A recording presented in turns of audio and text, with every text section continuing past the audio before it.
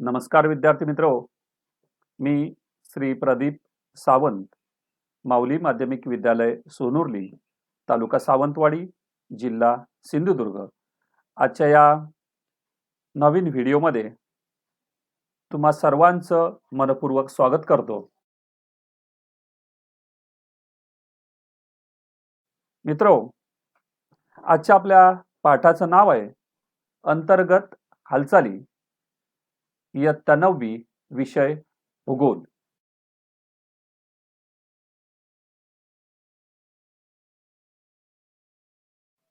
मुलांनो, आजचा आपला पाठ आहे अंतर्गत हालचाली. अंतर्गत हालचाली म्हणजे काय? तर अंतर्गत हालचाली म्हणजे जमिनीच्या आतील भागात होणाऱ्या हालचाली आणि त्यामुळे भूपृष्ठावर काय परिणाम होतो याची माहिती आपण या पाठात घेणार आहोत.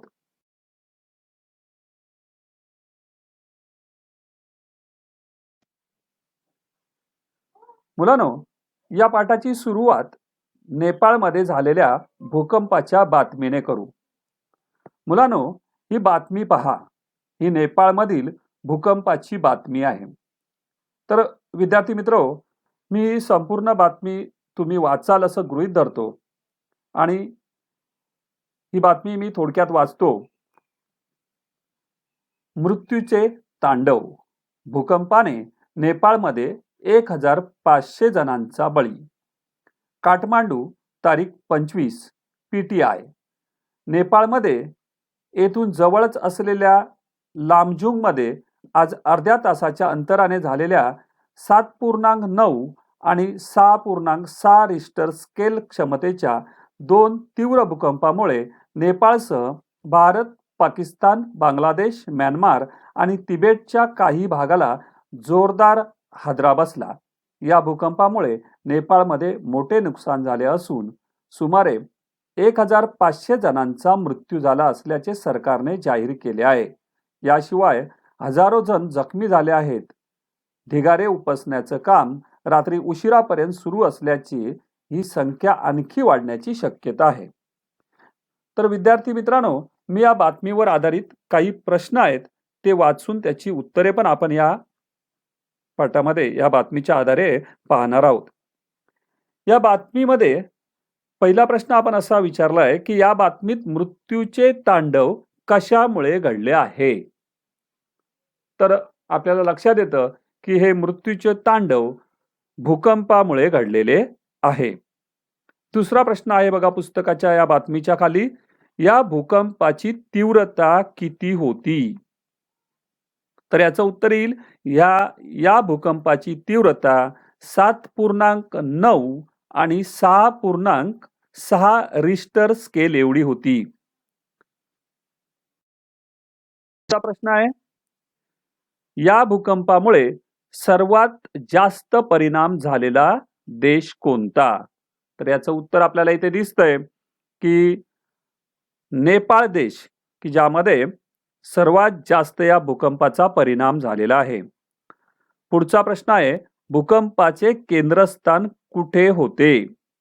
तर त्याचं उत्तर येईल नेपाळमधील लामजुंग येथे भूकंपाचे केंद्रस्थान होते.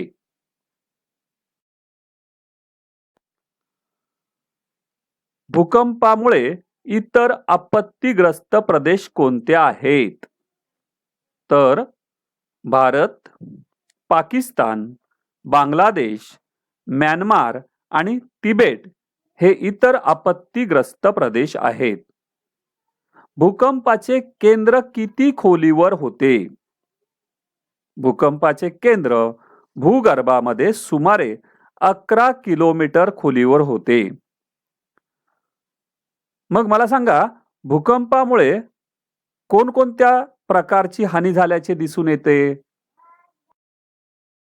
भूकंपामुळे जीवितहानी व वित्तहानी झाल्याचे दिसते. तुमच्या मते भूकंप घडण्याचं कारण काय असावे? पृथ्वीच्या अंतर्गत हालचाली हे भूकंप घडण्याचे कारण असावे. भूकंप घडण्याचे कारण पृथ्वीच्या अंतर्गत हालचाली हे भूकंप घडण्याचे कारण असावे. मुलांनो, या बातमीवरून तुम्हाला भूकंपाविषयी काही कल्पना आली असेलच.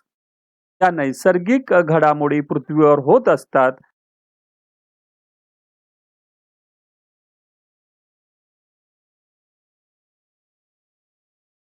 पृथ्वीच्या अंतर्गत भागात म्हणजे भूपृष्ठाखाली सुद्धा अंतर्गत हालचालींमुळे भूकंप व ज्वालामुखीचा उद्रेक यासारख्या नैसर्गिक घडामोडी घडतात.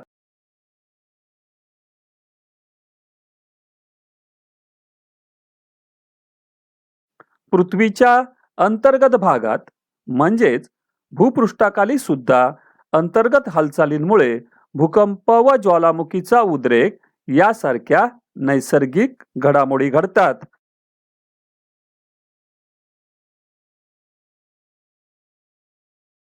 पृथ्वीवरील सजीवांसाठी या घडामोडी म्हणजे आपत्तीच असतात.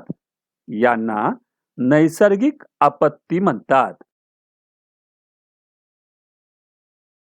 या नैसर्गिक आपत्तींमुळे मनुष्यहानी आणि मालमत्तेची मोठ्या प्रमाणात हानी होते.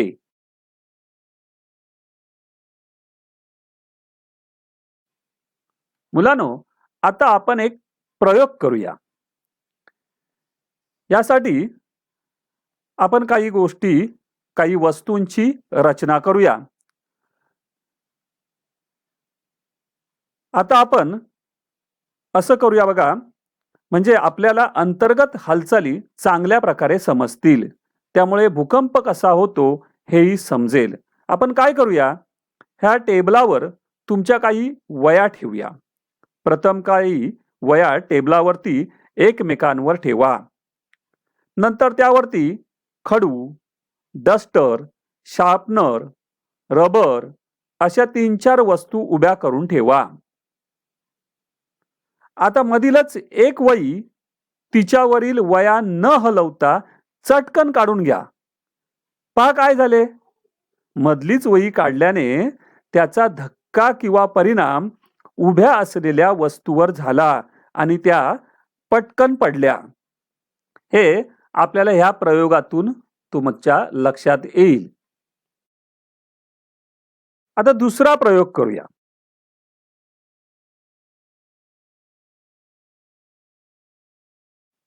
आता आपण दुसरा प्रयोग असाच प्रकारे करत आहोत.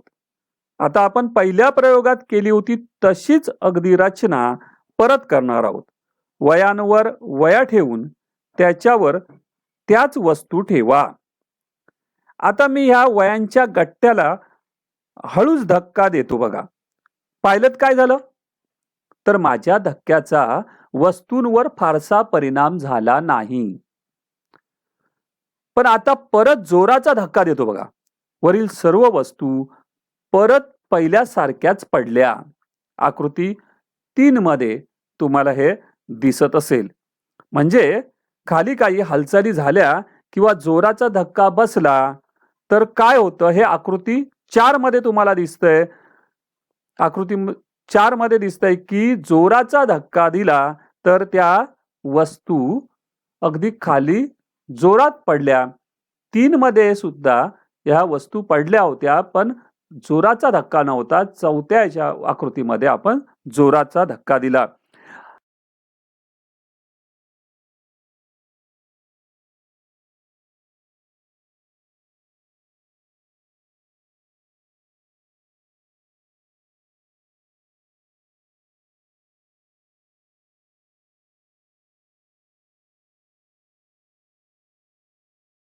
आता आपण जो प्रयोग बघितला तोच पुन्हा सांगतोय. अगदी हेच भूकंप व अंतर्गत हालचालींच्या बाबतीत घडते.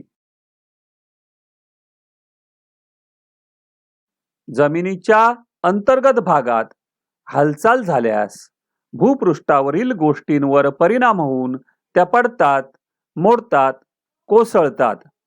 अगदी हेच भूकंप व अंतर्गत हालचालींच्या बाबतीत घडते. जमिनीच्या अंतर्गत भागात हालचाल झालेली आपल्याला दिसते, त्यामुळे भूपृष्ठावरील गोष्टींवर त्याचा परिणाम होतो. जमिनीच्या अंतर्गत भागात हालचाल झाल्यास भूपृष्ठावरील गोष्टींवर परिणाम होऊन त्या पडताना, कोसळताना ह्या आपल्याला चित्रामध्ये दिसत आहेत.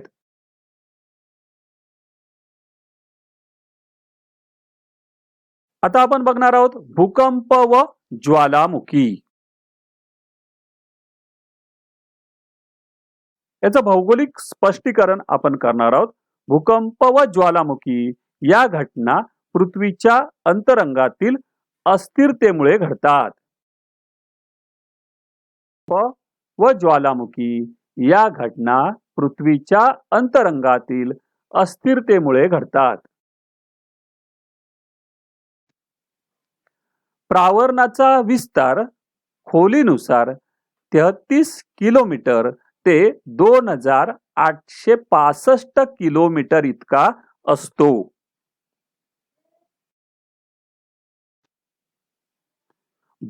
भूपृष्ठाअंतर्गत हालचाली प्रामुख्याने प्रावरणाच्या वरच्या थरात होतात.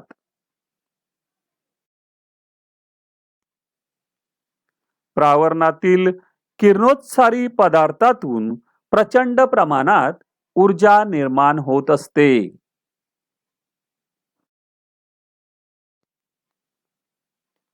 किरणोत्सारी पदार्थ म्हणजे काय? किरणोत्सारी पदार्थ म्हणजे उच्च अणुअंक असणाऱ्या मूलद्रव्यांमध्ये अदृश्य, अतिशय भेदक व उच्च दर्जा असणारी प्रारणे उत्सर्जित होतात.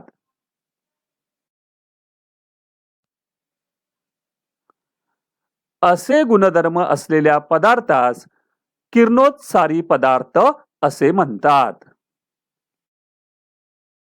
उदाहरणार्थ युरेनियम, थोरियम, रेडियम इत्यादी.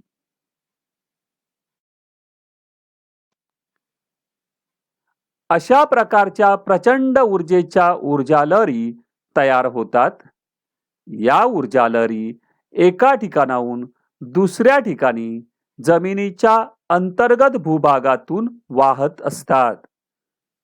ऊर्जेच्या अशा प्रवाहांमुळे पृथ्वीच्या अंतरंगात अस्थिरता निर्माण होऊन हालचाली होतात.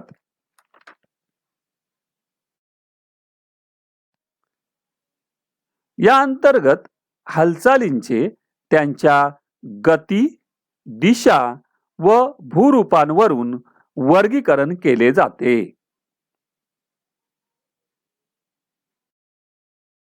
अंतर्गत भूहालचालींचे वर्गीकरण. मुलांनो, या तक्त्यावरून तुमच्या लक्षात येईल की अंतर्गत भूहालचालींचे वर्गीकरण गती, दिशा, भूरूपे या तिन्हींच्या आधारे केले जाते.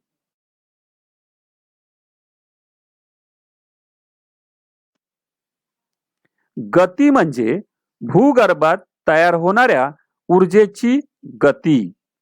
ती कशी आहे? मंद की शीघ्र?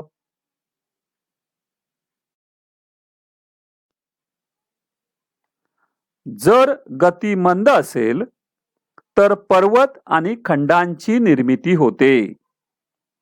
तर गती शीघ्र भूहालचालींतून भूकंप व ज्वालामुखींची निर्मिती होते. पुढील वर्गीकरण आहे दिशांवर आधारित.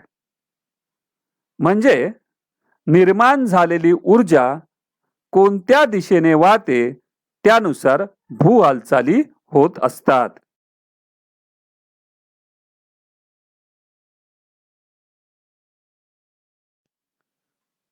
म्हणजे निर्माण झालेली ऊर्जा कोणत्या दिशेने वाहते त्यानुसार भूहालचाली होत असतात.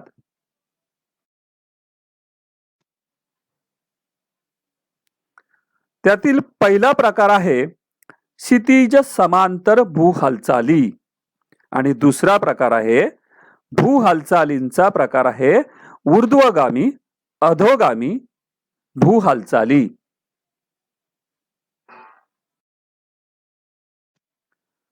पृथ्वीच्या अंतर्गत असलेल्या ऊर्जेच्या वरच्या दिशेने होणारी हालचाल म्हणजे ऊर्ध्वगामी भूहालचाली होय.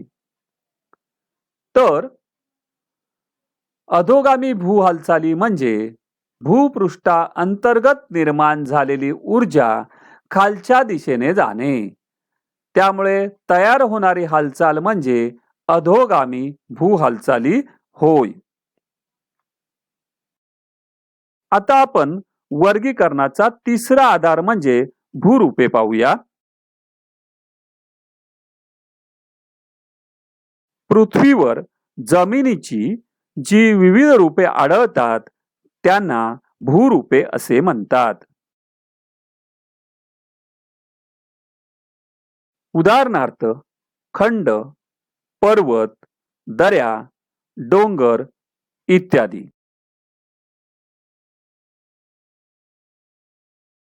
त्यांचे दोन प्रकार पडतात, खंडजन्य आणि पर्वतजन्य. या दोन्ही क्रिया घडत असतात त्या म्हणजे वलीकरण आणि प्रस्तरभंग.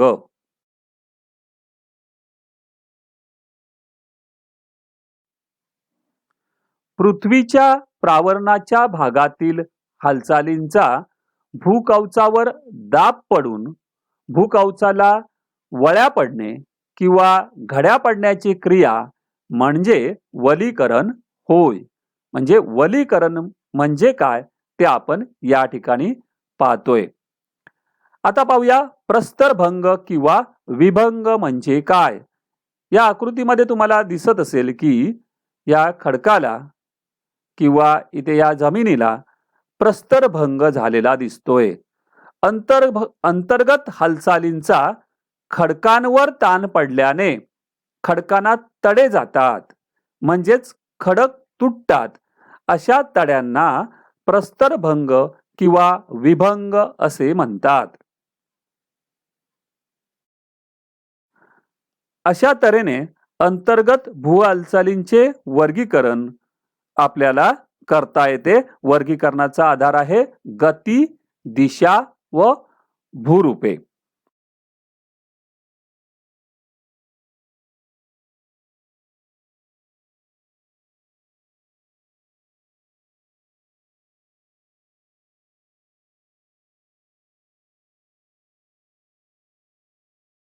आता आपण बघणार आहोत मंद भूहालचाली.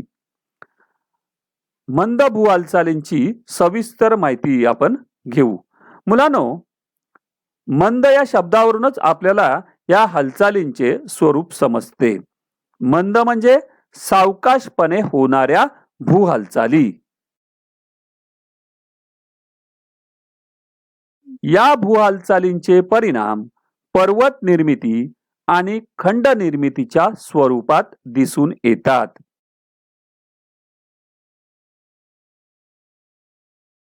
या भूहालचालींचे परिणाम ह्या तक्त्यावरून आपल्याला सांगता येतील.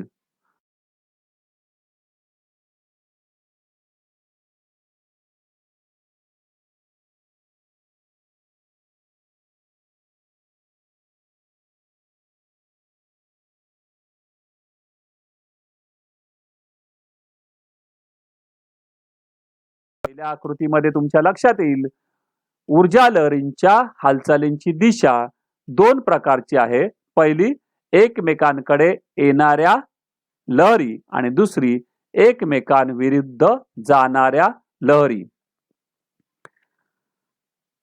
लहरींच्या हालचालींची दिशा एकमेकांकडे येणाऱ्या लहरी यातून कठीण खडकावर दाब पडून ते भंग पावतात, तर मृदू खडकावर दाब पडून खडकाला वली किंवा घड्या पडतात. पण या उलट जर ह्या ऊर्जा लहरी एकमेकांच्या विरुद्ध जाणाऱ्या असतील तर त्यांच्या एकमेकांविरुद्धच्या दिशेच्या ऊर्जेमुळे खडकावर ताण पडतो. बघा, मगाशी आपण पाहिलं होतं की एकमेकांकडे येणाऱ्या ऊर्जा लहरींमुळे खडकावर दाब पडतो, तर एकमेकांच्या विरुद्ध जाणाऱ्या ऊर्जा लहरींमुळे काय होतं तर खडकावर ताण पडतो.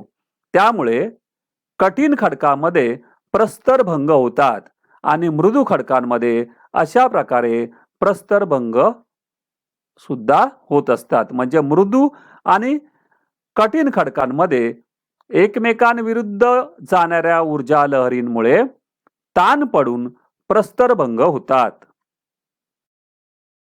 मंद भू हालचाली आणि पर्वतांची निर्मिती.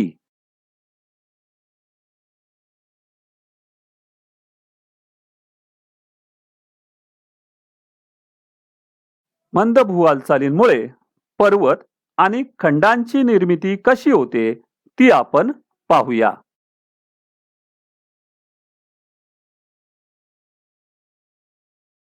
यांनाच आपण पर्वत निर्माणकारी हालचाली असंही संबोधतो. मुलांनो, यासाठी आपण एक प्रयोग करून पाहू. पर्वत निर्माणकारी हालचालींसाठी हा आपण प्रयोग करूया. प्रथम एक कागदाची साधारण 30 सेंटीमीटर लांबीची पट्टी घ्या. नंतर कागदी पट्टीच्या दोन्ही टोकांवर हात ठेवा. आता दोन्ही हात हळूहळू एकमेकांच्या दिशेने कागदी पट्टीवर दाब देऊन सरकवा. मुलांनो, दाब देऊन कागदी पट्टी दोन्ही बाजूने सरकवली गेल्याने त्या पट्टीला घडी पडली. हे तुम्ही आता पाहिले. तिलाच वली असे म्हणतात. बघा, या प्रयोगामध्ये तुमच्या लक्षात आलं असेल, दाब देऊन कागदी पट्टी दोन्ही बाजूने सरकवली गेल्याने त्या पट्टीला घडी पडली. तिलाच आपण काय म्हटलं? वली असं संबोधलो.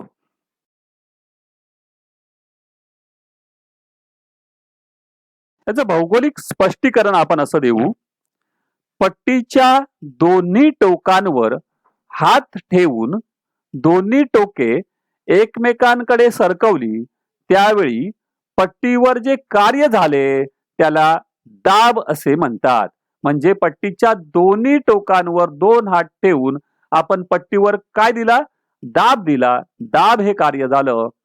आणि पट्टीच्या दोन्ही टोकांवर हात ठेवून दोन्ही टोके एकमेकांकडे सरकवली त्यावेळी पट्टीवर जे कार्य झाले त्याला दाब असे म्हणतात.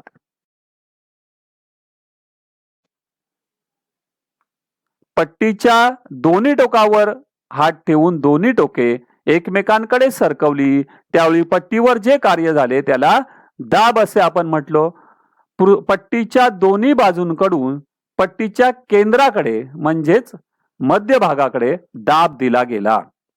पट्टीच्या दोन्ही बाजूंकडून पट्टीच्या केंद्राकडे म्हणजे मध्य भागाकडे दाब दिला गेला. पट्टीच्या दोन्ही बाजूंकडून पट्टीच्या केंद्राकडे आकृतीमध्ये बघा म्हणजे मध्य भागाकडे हा दाब दिला गेला. तर मुलांनो, भूकवचात ऊर्जेच्या दाबांमुळे जो दाब मिळतो त्या दाबामुळे भू हालचाली निर्माण होतात आणि त्यामुळे भूकवचाला घड्या पडतात. भूकवचात ऊर्जेच्या दाबामुळे भू हालचाली निर्माण होतात आणि त्यामुळे भूकवचाला घड्या म्हणजेच वळ्या पडतात. आणि यातूनच वली पर्वताची निर्मिती होते.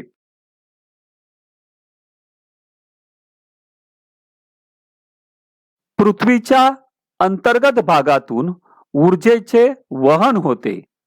या ऊर्जा लहरींमुळे मृदू म्हणजे मऊ खडकांच्या थरावर क्षितिज समांतर व एकमेकांच्या दिशेने दाब पडून वळ्या निर्माण होतात.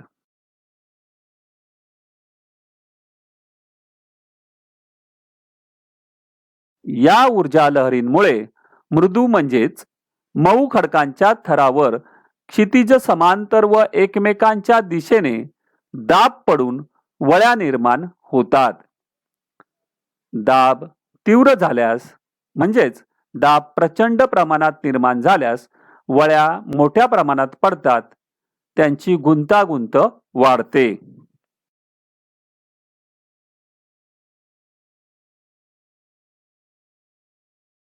त्यामुळे जमिनीचा वरचा भाग वर उचलला जाऊन वली पर्वतांची निर्मिती होते.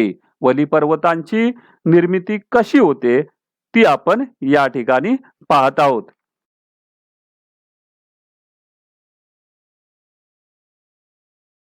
Himalaya, Aravalli, Rocky, Andes, Alps ही काही वली पर्वतांचीच उदाहरणे आहेत.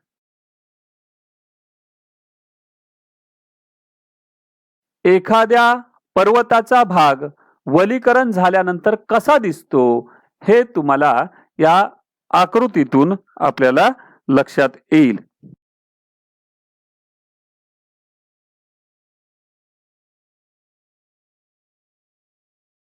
हिमालय या वली पर्वताची प्रतिमा या चित्रामध्ये तुम्हाला आणखी स्पष्टपणे दिसून येईल. अशा तऱ्हेने एकमेकांकडे येणाऱ्या ऊर्जा लहरींमुळे मृदू खडकांवर दाब पडून वली पर्वतांची निर्मिती होते.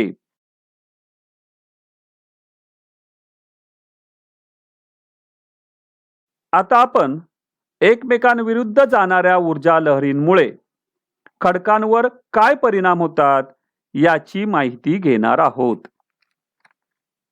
त्यासाठी आपण एक प्रयोग करू.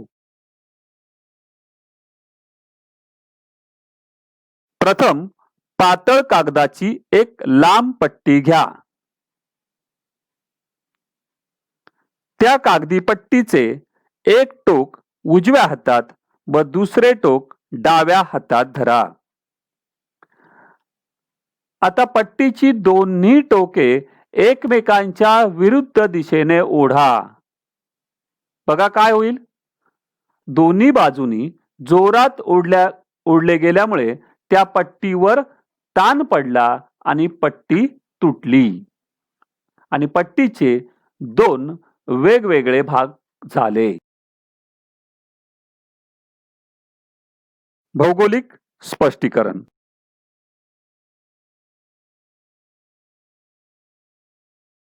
प्रयोगात बघितल्याप्रमाणे पट्टी दोन्ही हातांनी दोन टोकांना धरून विरुद्ध दिशेने ओढल्यामुळे पट्टीवर ताण निर्माण होतो.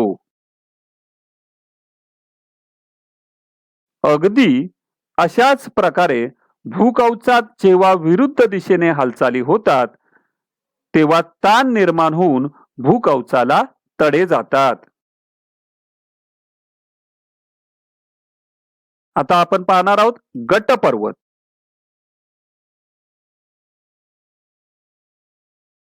अंतर्गत हालचालींमुळे क्षितिज समांतर व एकमेकांपासून दूर जाणाऱ्या ऊर्जा लहरी निर्माण होतात.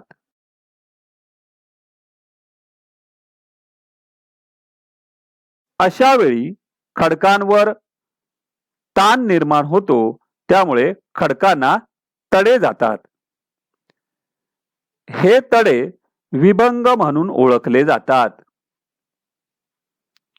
कठीण खडकामध्ये ऊर्जा लहरी एकमेकांकडे आल्याने दाब पडूनही असे विभंग तयार होतात. दोन समांतर विभंगांमधील भूकवचाचा भाग दोन्हीकडून दाब पडल्यामुळे जेव्हा वर उचलला जातो तेव्हा हा उचलला गेलेला भाग ठोकळ्याप्रमाणे दिसतो. मुलांनो, या आकृतीत दाखवल्याप्रमाणे गटपर्वताचा माथा सपाट असतो. माथा म्हणजे पर्वताचा वरचा भाग. अशा भूभागाला आपण गटपर्वत असे म्हणतो. आपण आता बघितलं की गटपर्वताचा माथा सपाट असतो. माथा म्हणजे काय? पर्वताचा वरचा भाग. सुरुवातीच्या काळात तिथे शिखरे नसतात, त्याचे उतार हे तीव्र असतात.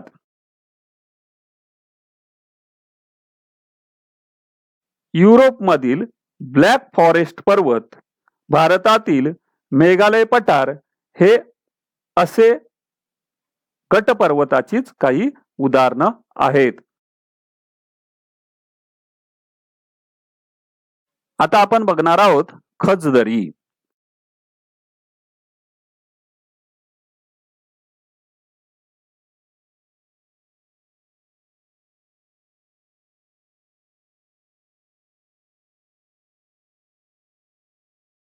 मुलांनो, गट पर्वतानंतर आपण पुढचे भूरूप पाहणार आहोत ते म्हणजे खचदरी. यासाठी प्रथम आपण एक प्रयोग करू.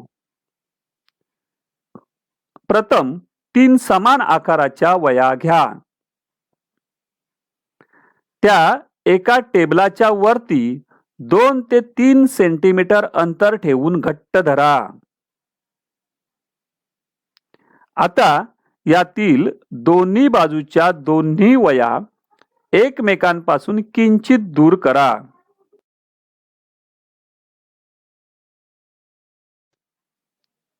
काय झाले पहा, तर दोन्ही वया दोन्ही बाजूला केल्यामुळे मधली वही खाली सरकली व त्यांच्यात असणारी सलगता नष्ट होऊन वर खाली वर वर खाली वर असे स्वरूप प्राप्त झाले.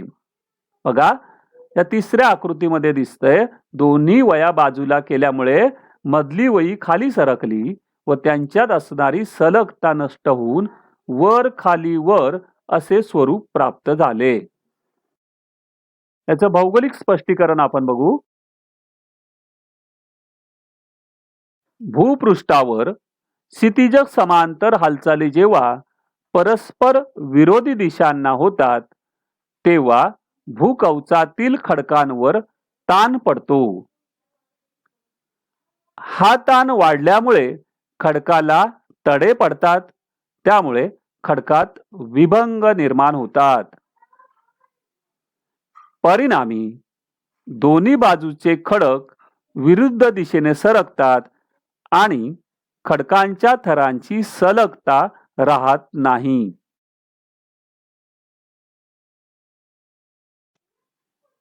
कधी कधी भूकवचाला ताण पडून समोरासमोर 2 तडे पडतात. या 2 तड्यांच्या दरम्यानचा जो भूभाग असतो तो खाली जातो, म्हणजेच काय होतं, खचतो. असा खचलेला खोलगट झालेला भाग म्हणजेच खचदरी होय. आपण या 3 नंबरच्या आकृतीमध्ये आपल्याला खचदरी तयार झालेल्याचं दिसून येईल. खचदरीचे दोन्ही बाजूचे उतार हे अतिशय तीव्र असतात, म्हणजेच मध्ये खोलगट भाग व दोन्ही बाजूने उंच उताराचा भाग असतो. खचदरीची काही आपण उदाहरणं पाहू. भारतातील नर्मदा नदीची खचदरी, आफ्रिका खंडातील ग्रेट रिफ्ट व्हॅली आणि युरोपमधील राईन नदीची खचदरी ही खचदरीची काही महत्वाची उदाहरणे आहेत. म्हणजेच मंद भू हालचालींमुळे कुठले कुठले भूरूपे तयार होतात ते आपण पाहिले. दाब दिल्यामुळे वलीकरण, गटपर्वत व खचदरी ही महत्वाची भूरूपे मंद भू हालचालींमुळे तयार होतात. तर विद्यार्थी मित्रांनो, आपण अंतर्गत हालचाली प्रकरण 2 याचा अर्धा भाग बघितला. याच्या पुढचा भाग भूकंप आणि ज्वालामुखी हे पुढच्या भागामध्ये आपण पाहणार आहोत.